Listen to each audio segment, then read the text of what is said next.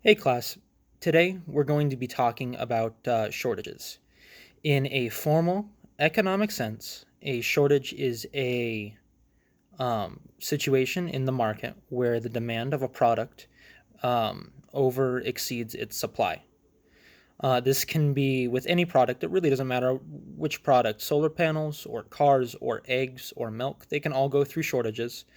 Um, and usually these aren't too horrible. For example, when we went through lockdown for the first time in March of 2020, there were quite widespread shortages of toilet paper, paper towels, and a few other things that I can't really remember.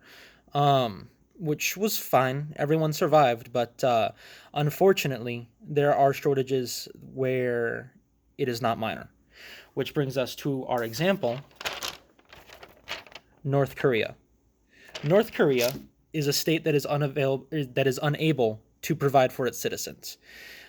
Every few years, they go through a major food shortage. This was worst in 94 to 98, where approximately 3 million North Koreans died due to a food shortage, right? So it's not.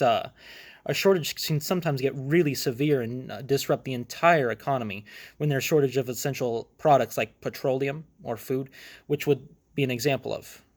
Um, Often, other times, shortages like when COVID really started weren't too horrible, but they still definitely impacted your lives. You might have had to shop in a few more stores to find toilet paper and maybe borrow some from a friend in the worst case. Moving on to a more informal example, a shortage really just is when it isn't feasible to buy something at a store, whether it's because the prices are too high or just because there's none of that product, right?